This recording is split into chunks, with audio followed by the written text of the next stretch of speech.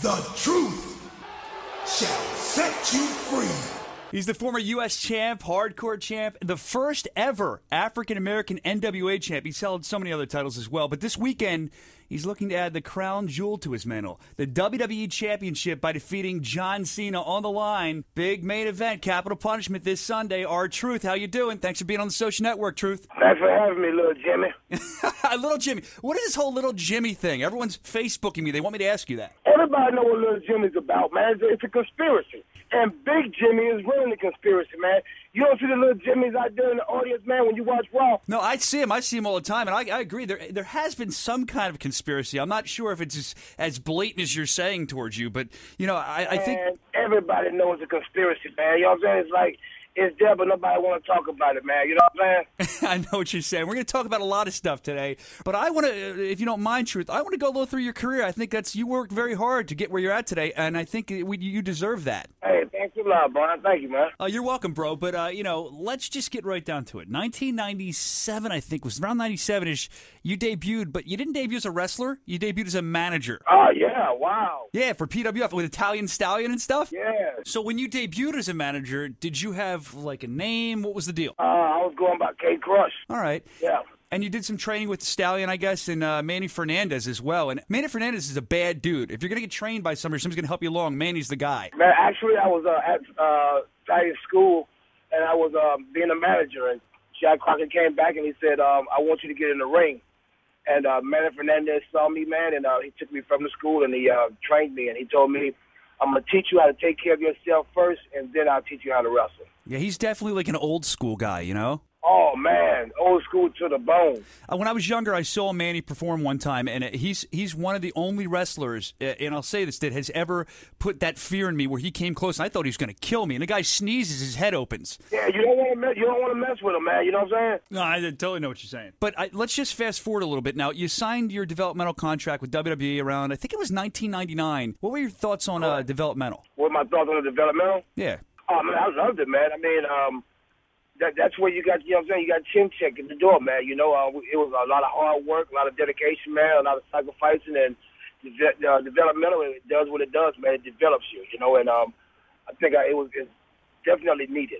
Who did you study under in developmental? Oh, man, it was up on William Regal. Wow, there you go. I mean, Manny Fernandez to William Regal, you've had some of the best training that I've ever heard of, quite frankly. I mean, it doesn't get much better than that. So then you finally get to WWE after developmental, and you come in as K-Kwik. They put you with Road Dogg, who's a big star at the time, and, you know, you do the getting rowdy thing. Do you still talk to Road Dogg? I still talk to him as of now. All right. Well, he said on a radio show a little less than a week ago that he thought WWE was about 10 years too late on putting you in the main event picture. He said that when he saw you, he thought you were great. Hey, man, that's like that's high words from one of the high ups. You know what I'm saying?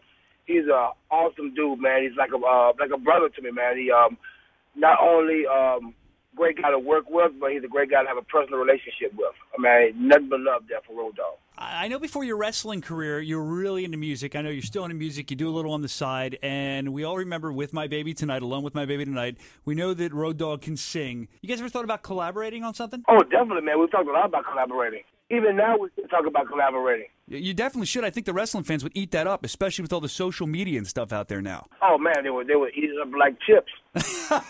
Like chips.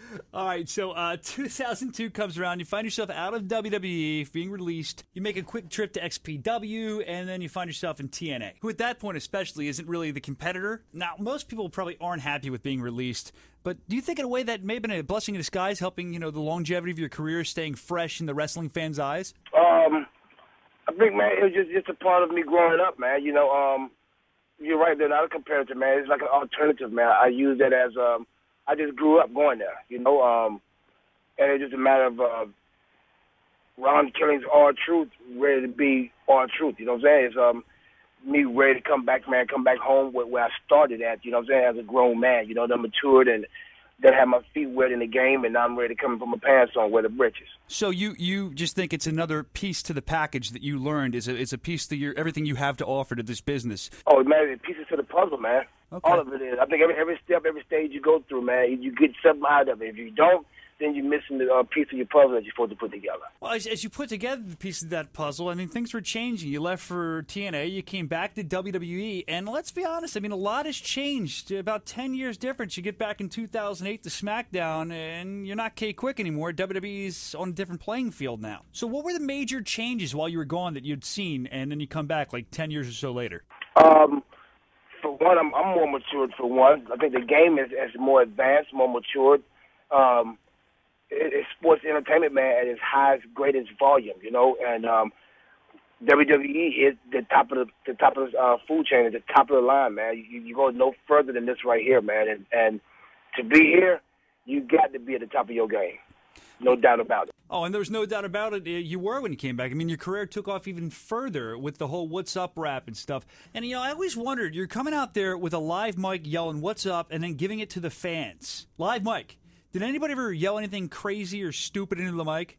No, I never gotten that before. That could end up bad. That's awful brave of you. I never even thought about that, but you're right, man. I didn't think nobody would be that immature to do that, but you're right. There are some dummies out there. I never looked at short of people to do that, man. They always cooperated, man. They always, you know, yeah, what's up, right back. Yeah, because wrestling fans can be very loyal, but they can be also rough sometimes, too. So I'm just shocked that never happened. But you're always impressed. You know, the fans loved you, but now you're not really one of their favorites. So do you enjoy it? I mean, do you really love being a heel? I love it, man. I love being a heel. I think there's a little heel in all of us. There's a dark side, or may I say an upbringing that you wasn't able to let out because of circumstances you have to keep inside and walk the straight and narrow. And it comes a point, man, where you just, you know, cup runneth over. You're sick and tired of being sick and tired, man, and you let your light shine, and that's the truth. Well, yeah, that's something you've been doing, shining it bright, your light, especially, in my opinion, when you cut promos. I really enjoy your promo style because I feel like it's something totally different than we've ever seen in the wrestling world before. So, I mean, before you do one of those promos, what's your approach? How do you do it? Do they give you leeway? I mean, it's just so different. It doesn't seem scripted.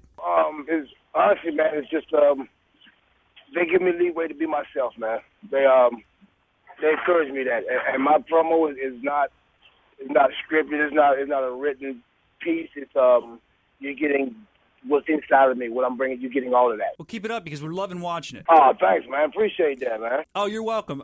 How about, I just thought of this. You worked with Pac-Man Jones. How was that? Do you still talk to him? He was a little nervous, man. It was something new to him. But me and Pac-Man clicked real good, man. And he wrote it, man. He got into the saddle, man, and he delivered. Me and him hung out for a while, man, after that. But I hadn't talked to him in a while. Still got his numbers, man. I might give him a holler, man. Well, you're hanging out with all the big people. Matter of fact, speaking of big people, you were in The Wrestler. Huge movie. I mean, it got so much critical acclaim with Mickey Rourke. I mean, even on your Twitter page, I was looking at it, and you have a picture of you and Mickey Rourke. What are your memories from The Wrestler and spending time with Mickey Rourke? Oh, man, Mickey's a cool dude, man. I like Mickey, man. Very down to earth, man.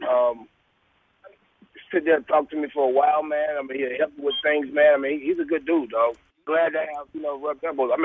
Supplement. What are you doing over there? Going to the supermarket or something? Putting gas in the car. Supplement. What's up, man? One day, man.